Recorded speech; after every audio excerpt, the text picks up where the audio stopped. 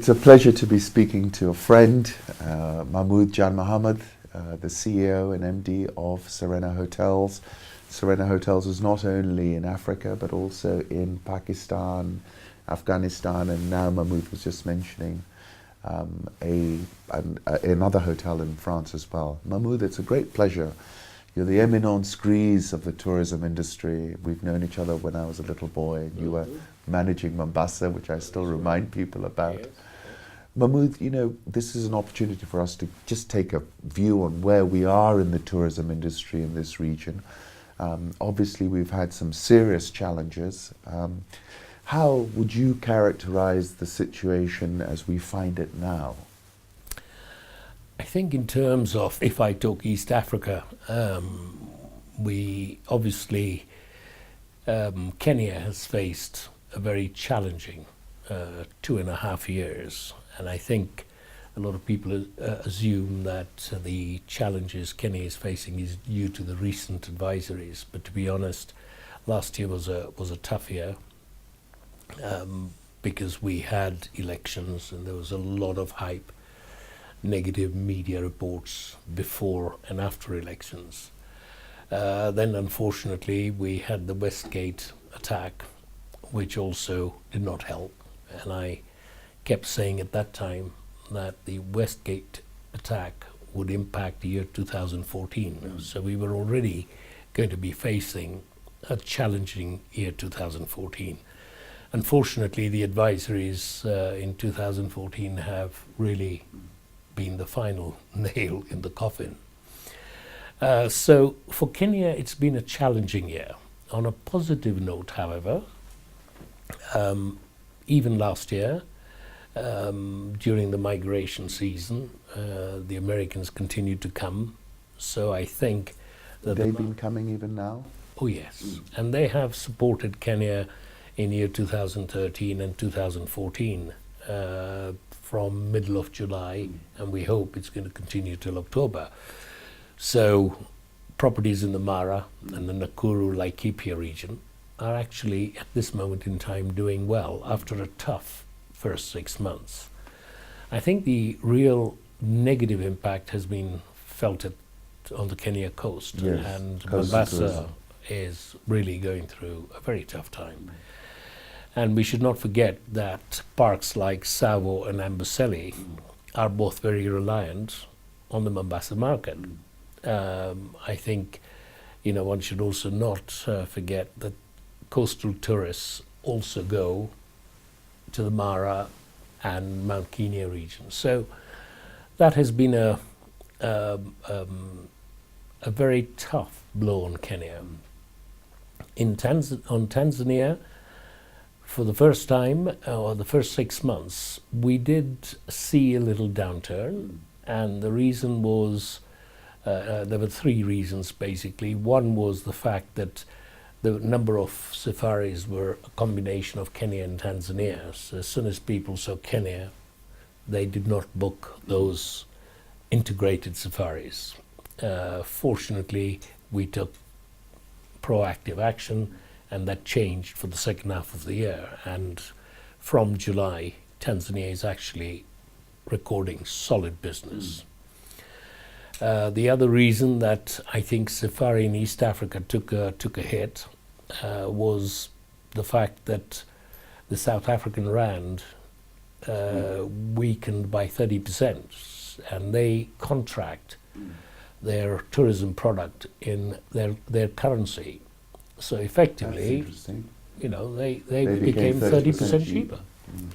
So that was, you know, another reason why East Africa did go through a tough time. I think the third reason was, which was very Kenya related, was in September last year, government imposed 18% VAT on tourism services, yes, which affected tour operators, and very unfortunately on park entrance fees. So to give you a real example, the Serengeti charges $60 park entry fee, and Amboseli charges $90. Wow. So we're priced very poorly. Very poorly, and you know, unfortunately, and this is what we've pointed out to government, EU regulations do not empower tour operators to charge levies and taxes once they've sold a holiday without giving, I think it's 6 months notice to the client. So these costs can't be passed through? No, so they have absorbed them. And what happens then is that, suppliers of business then say, well, I'm not going to lose $30 per client per day, and I'm going to offer an alternative destination. And to me, this was an incorrect move, even if he wanted to do it. There should have been a notice period, and perhaps that would have been received, well. Tanzania, on the other hand, because of the East African community, also were to impose the same. And as soon as they gauged feedback from major suppliers of business, they have suspended introduction of VAT. So they reacted quickly? Very quickly. They didn't even implement it. They had it on paper. It was approved by Parliament. The industry reacted, like we did in Kenya. And it was debated again in Parliament. And the last decision was about 3 months ago, where they said, okay, let's suspend it till the end of this year, and we will relook at it. So I think, those three reasons, it's not just the recent advisories and the so-called evacuation of British tourists. Which, was that an evacuation? I mean, it came under a lot of sort of reinterpretation. The High Commissioner told me that was a decision made by the tour operators who were unable to insure the tourists in Mombasa at that time. Is that correct? That's what the tour operators claim, but it is true. It wasn't a British government requirement. If you ask me, I think it was more a commercial decision because they were unable to sell their charters. Yes. They were losing money on the charters flying into Mombasa. This was a perfect way of them disengaging from the charter commitment under force majeure. Interesting. So, in my opinion, it was a commercial decision because it's never happened before. The insurance of the clients who were there was still valid. And for them to evacuate sent a very incorrect message. Which was actually spun very incorrectly. It was sort of set off a lot of panic. So that East Africa perspective, coastal tourism, obviously the soft underbelly of it all, it seems to be what you're telling me. When does that recover in the most optimistic scenario? I think my feeling, by the way, one other factor that is important to note is that we also have presence in East African cities. Yes. So we do have a fairly strong corporate market. Yes.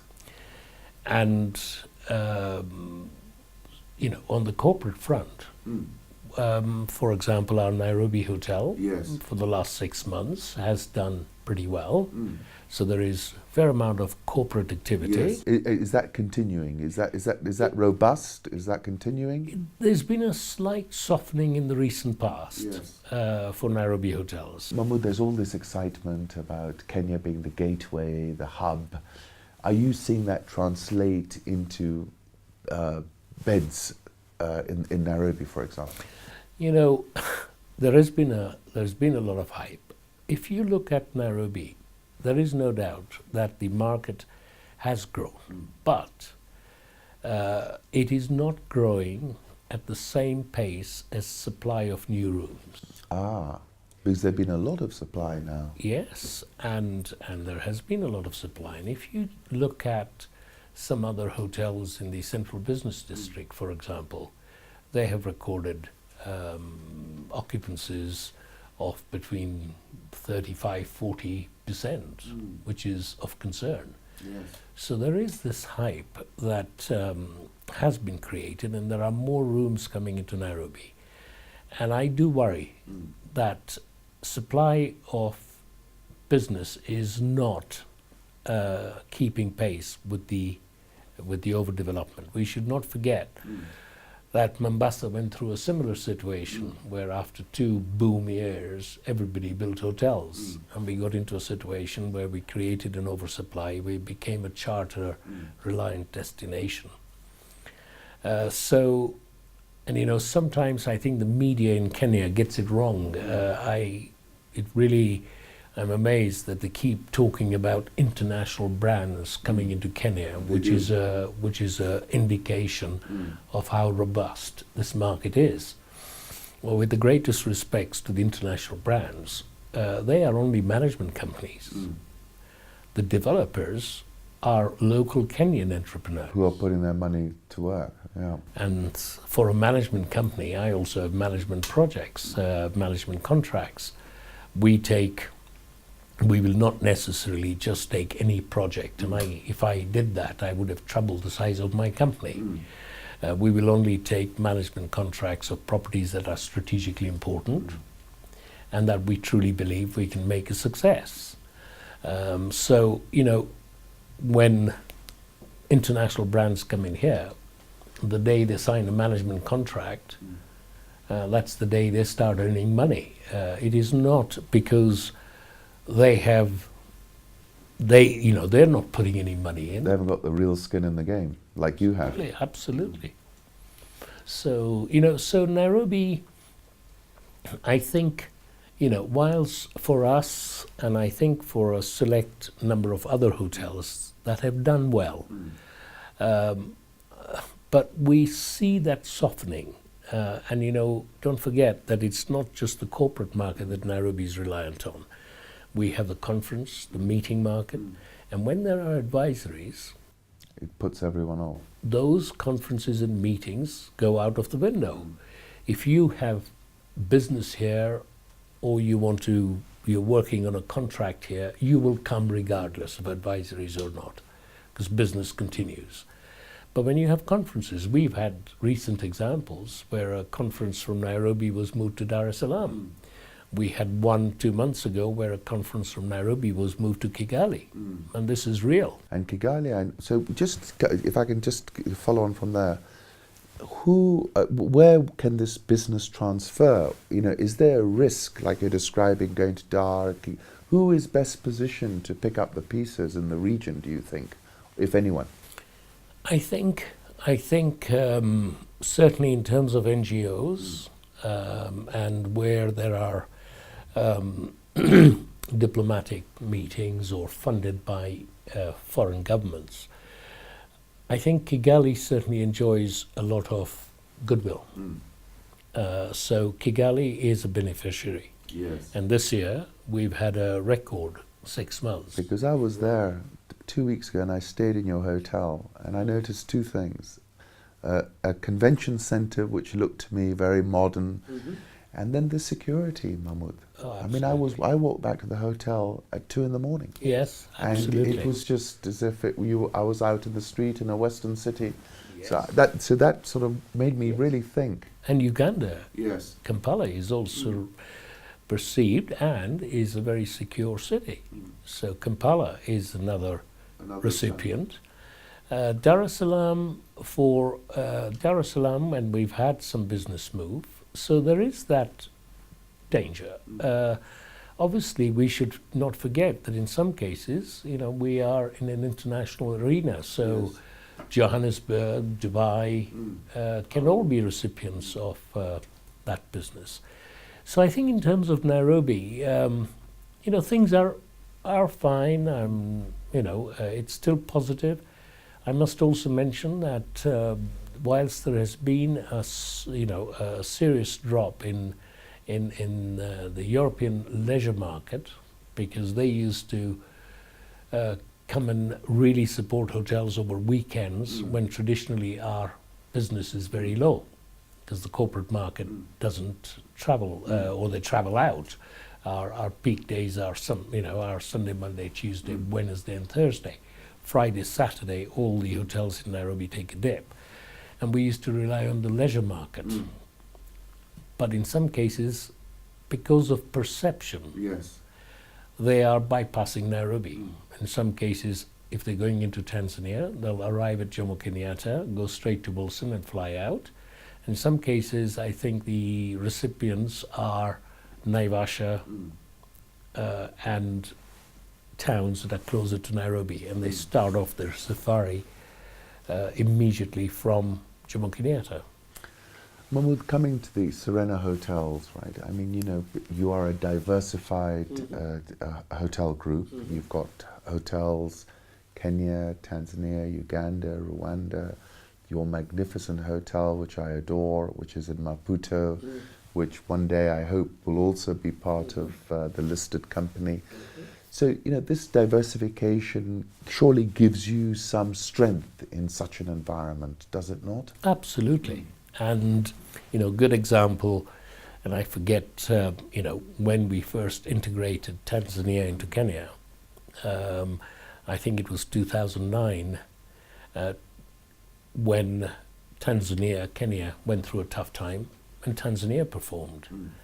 2010, it was reversed. Kenya performed, and Tanzania went through a little bit of a tough period.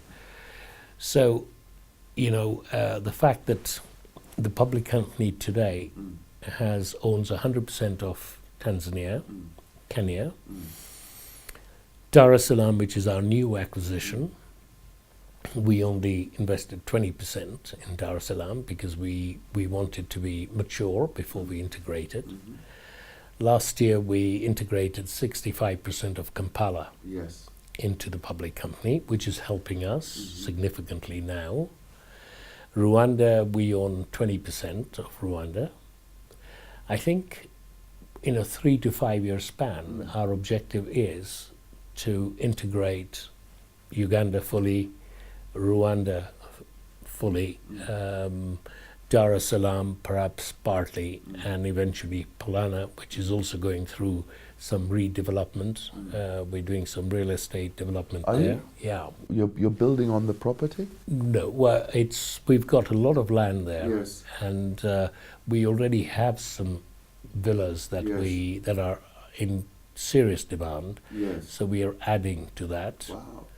And we are also going to be redoing the rooms in the Polana Mar. So there's quite a lot happening. And as soon as those companies are mature, we will integrate them into the public company. So that strategy has worked for us. Geographically, any other places you're looking at? We have a project in Burundi, which we won a tender for what is the Hotel Source du Nil. And I've been in discussions with government, and I think they have accepted our condition that we would only invest in the property after their elections in June 2015. Yes, a little bit of uncertainty Yes. around that. So Burundi we're looking at. We have inquiries at the moment from 1 or 2 developers in Addis Ababa. We're looking. Which a lot of people are getting excited about. Yes, Particularly the business people I speak to. Yes. And as I said earlier, we are not necessarily just a management company. We are long-term players. Yes. And we like to, unlike some of the international brands who will not invest equity in a project, only manage. And that's why you sometimes see a number of these management contracts changing hands. Yes. We've seen that a number of in East Africa. We'd like to take an equity stake, so that also, we make sure that we do all the due diligence because we can't afford not to.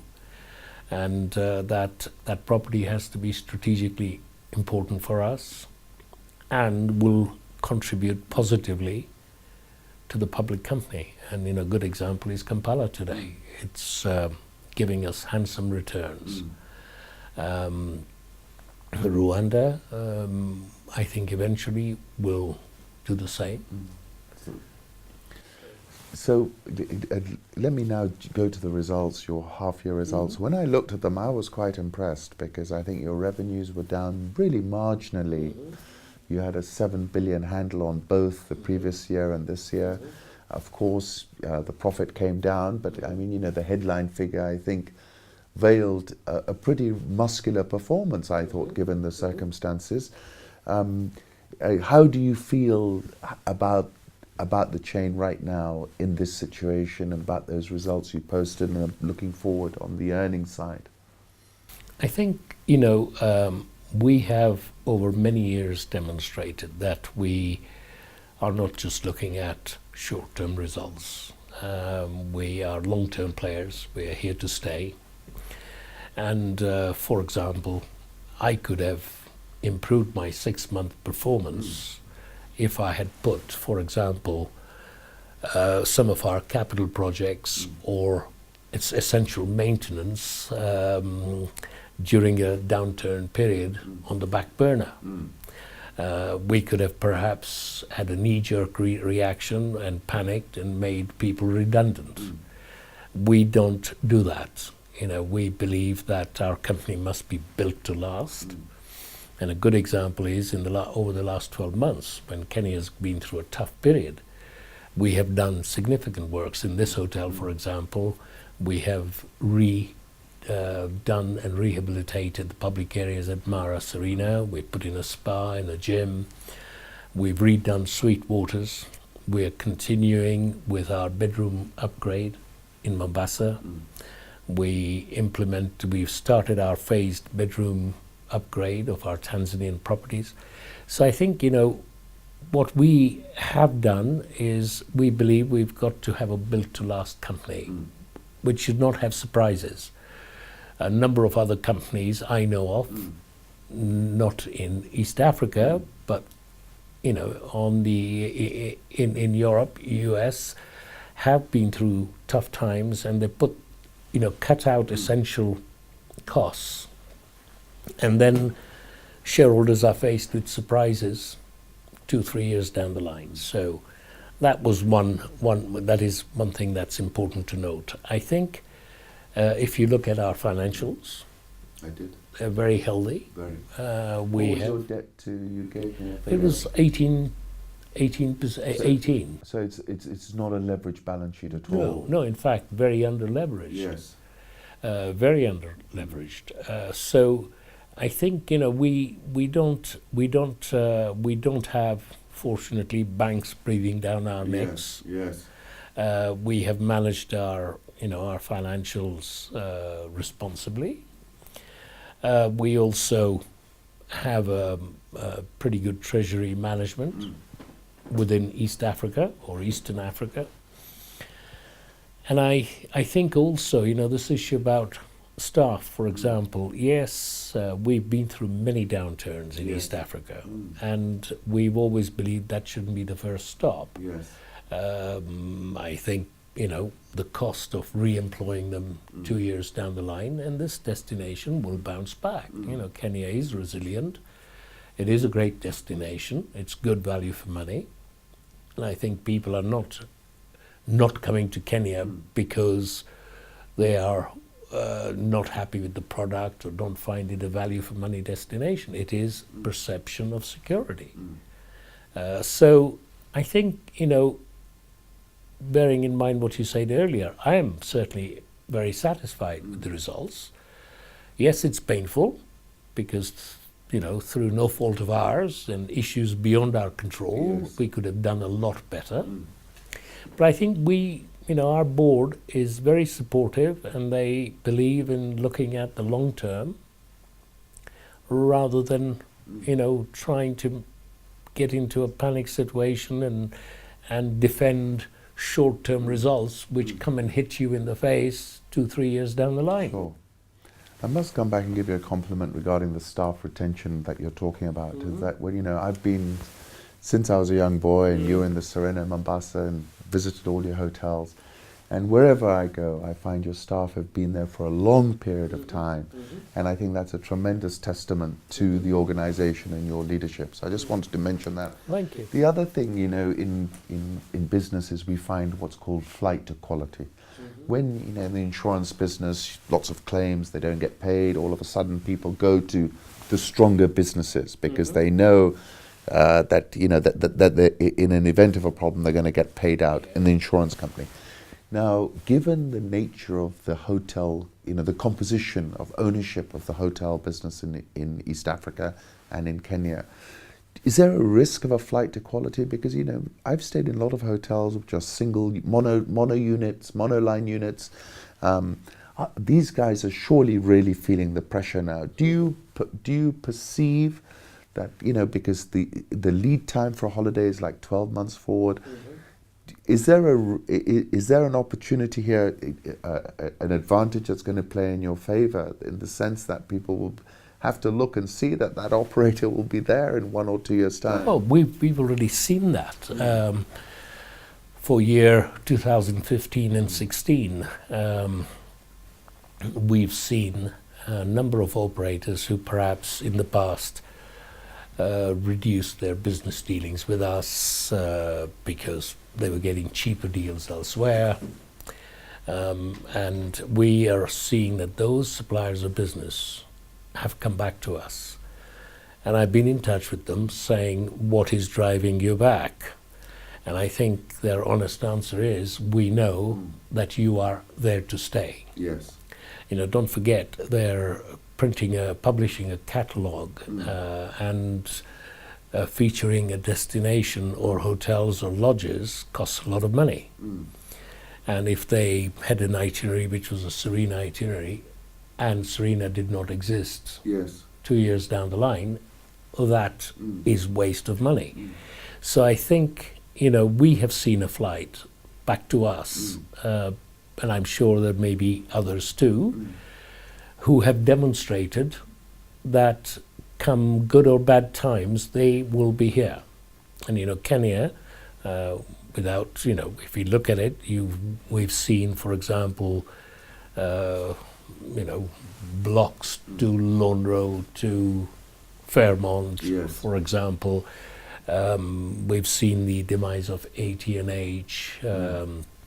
We then saw a number of other operators, Signet and others, who came in, and they're not there. And I think, the fact that we have been here 35 years, we've been through tough and good times, we are still here, and we hope we'll be here for another 100 years. So yeah, I think there is, we are already seeing that.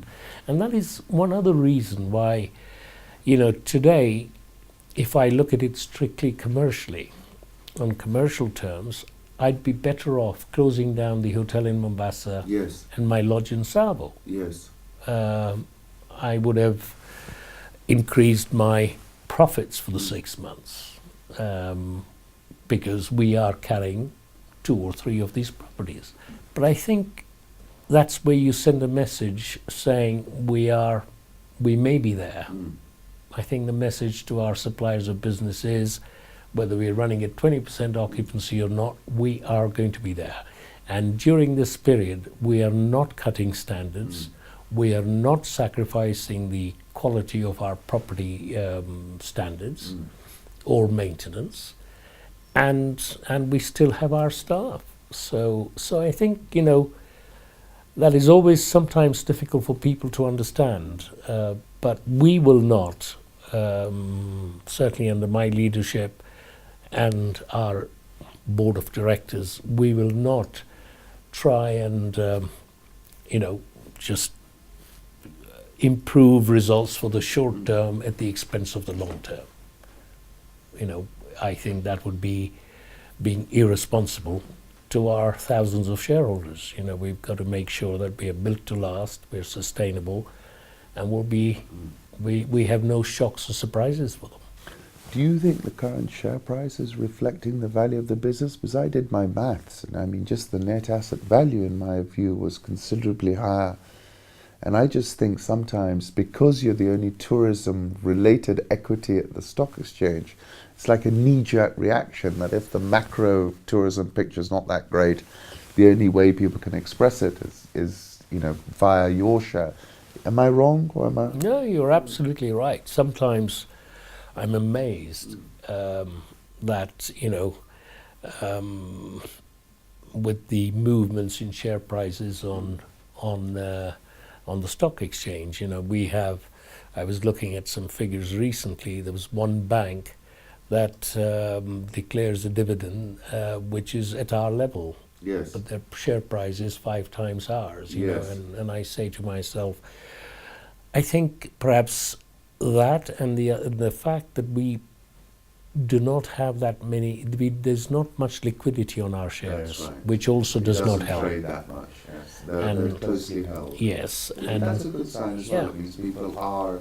and you know, when I obviously track the sales and buyers, and what is comforting to see is that those who are selling, the buyers are existing shareholders. So they're continuing to add to their Yes, positions. and they've been with us right from day one, which demonstrates, you know, that they have confidence in the company.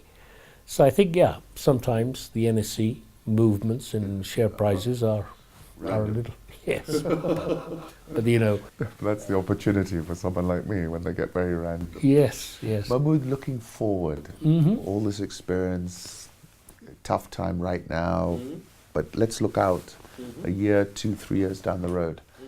What do you see for this business, for the tourism industry in this part of the world, where you have placed such a big bet, essentially?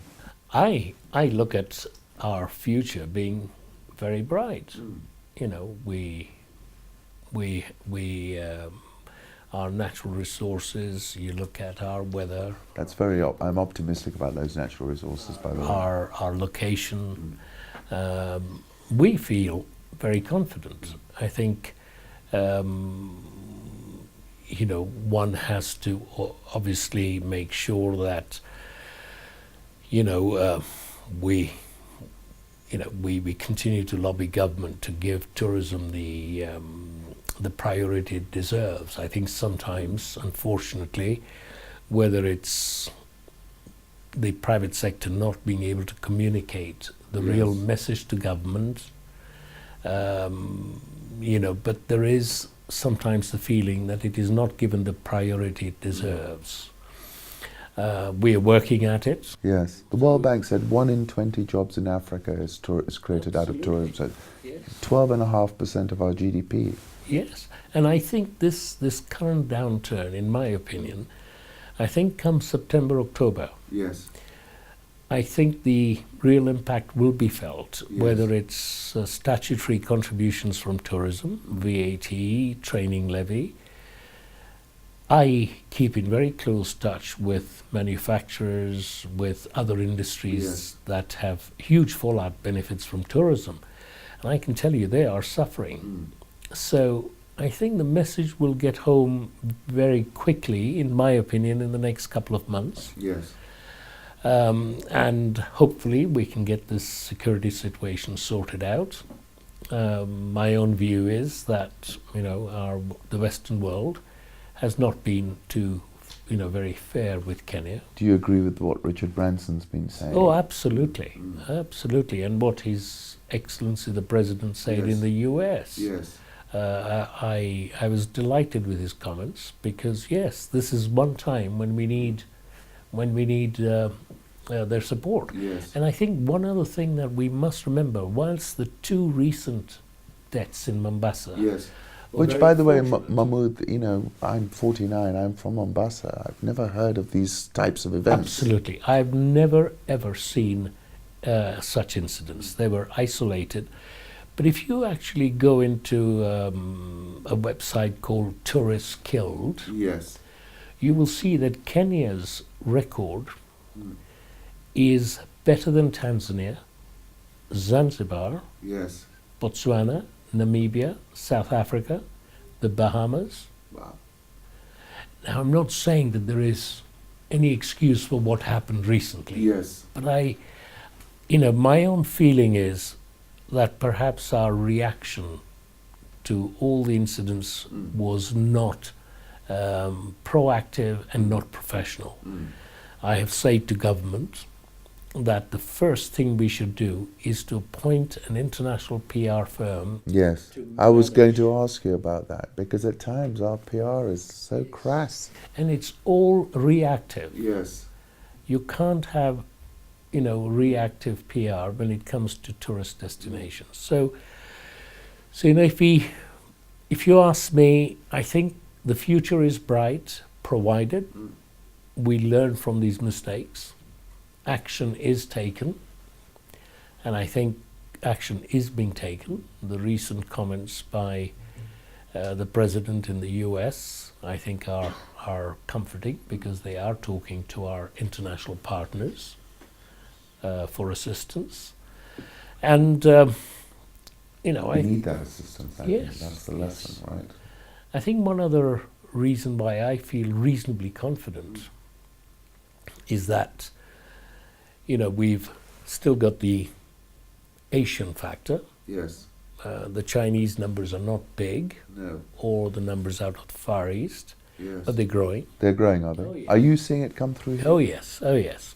And I think we should not underestimate the African market. The intra-African market. It is amazing. We have seen a real increase there. Yes. The numbers do not compensate Yes. for the loss out of UK and Europe, Yes. because though, you know, there's a long way to go, but those markets are growing. So, you know, and when Europe and UK bounce back, and we have the additional, you know, the Asian market, and we've got the African market growing, you know, Kenya has to bounce back. My final question is, like, looking over tourism over this period, what are the big new trends that you think you're seeing now? You're talking about intra-African. This was something that was not happening 10, 20 years ago. Are there any big trends which are striking that you can point to? I think in terms of product, Yes. we have found, you know, I remember 25 years ago, we had guests who'd come to the hotel, they'd book a full board package. Yes. They'd spend all day on their beach bed. Yes. They'd go for a swim in the sea, a walk, and go back to the beach lawn and be under the sun. And the only time they got upset was when it wasn't a sunny day. Yes. That has changed. If you look on the safari market, you know, we used to have tourists who all they wanted to do was to see the big five. And if they did that, that was the success criteria. I think the whole trend has changed. If you look, you know, people want to have some education. They want to know a lot more about the destination. For example, we've started in our lodges cooking lessons. And our chef just comes out and does an hour's presentation. It's amazing. People love that. People love that. We have just put in a sample spa at Mara and a gym, and the feedback is fantastic. So that's a standard we're going to adopt in all our lodges. I think people want to do a lot more with nature, adventure. I think the days when people just went and said, well, showed photographs of the big five are gone. They want to be able to talk about the people, the culture. They want to learn a lot more about animal behavior, insect behavior. You know, I think the dinner talk now is, you know, about people being able to share knowledge rather than just photographs of the big five. So we've seen a huge change, and this is not just with the younger generation, it's also with the older generation. I think if you look at the corporate market today, you know, I think any hotel that doesn't have a good health and fitness facility Yes. is seriously disadvantaged. You know, I found that when I was in Maputo, because I was put up, I wanted to stay in your hotel, which I had stayed before, and I ended up in, there's a new one, I can't remember the name of it, but it had no facility, and I was just thinking to myself, you know, why would you do that? What about niche tourism? You know, I went up to Lewa for the marathon, and I saw, you know, lots of people up there, things like fishing. Are we doing enough as a region to push this? No, I don't think so. I think, when you think whether it's mountain climbing, whether it's camel safaris, whether it's catering to unique weddings, people want to do something out of the ordinary. And I think, for example, even our athletes, why shouldn't people be visiting where they train? Yes. We've had Mo Farah come out here. Yes. Or maybe I think people want to really go back with knowledge. And whatever we can give, and adventure is another area, where, I know people who've come here on safari and then only discovered that they could have done Mount Kenya or Mount Kilimanjaro, and they do it on a return visit. Yes. I think one other serious opportunity that we are losing out on, and this is not Kenya, I'm talking about Eastern Africa, is this, the very slow progress on the EAC. Yes. Does that impact the tourism? Oh, it would impact. It would so no, and also, it's the positive impact if we open up borders, we allowed open skies. You would see a real benefit for all the Eastern Africa countries. Which other region can offer you mountain climbing, beach, migration, just a straight safari, gorillas? Have you got a gorilla property? No, we've got a property which is about an hour and a half from the forest. Yes. And we accommodate a number of tourists who go for the gorilla trekking. So that to me is such a shame. I've had you can be in the Serengeti, and for you to get to Mara, you'd have to fly back from Serengeti to Arusha, to Nairobi, to Mara, which and literally, you can cross the border by foot. And I think that's where we're losing out big time. And I'm hoping that the whole integration takes place, because you look at Uganda. Yes. If you look at somebody saying, I'm going to do migration in Kenya, I'm going to climb Mount Kilimanjaro, I'm going to be able to do gorillas in Rwanda, and I'm going to see Murchison Falls in Uganda. Now, one would say if you wanted to do it today, this would be unaffordable. Yes. But if we had open skies, borders were open, Southern Africa would not be a patch on East Africa. You look at the Selous, it's like it's as good as the Okavango. Really? Oh, yes. Now, can you imagine? You do the Selous and you do gorillas. So this to me is very sad. And having been a player in East Africa, I started Tanzania from greenfield sites. Is that right? Yeah, I chose the sites with my chairman, Prince Amin Aga Khan, and we spent a lot of time looking at sites. Is he very involved with you? Oh yes, he is. His guidance is invaluable. So, and when I look at the lost opportunity, and to me, if that took place, regardless of whatever challenges we have in terms of perception of security or whatever, I think East Africa would be the destination of choice. I'm going to end it there. Okay, good. I hope it went well.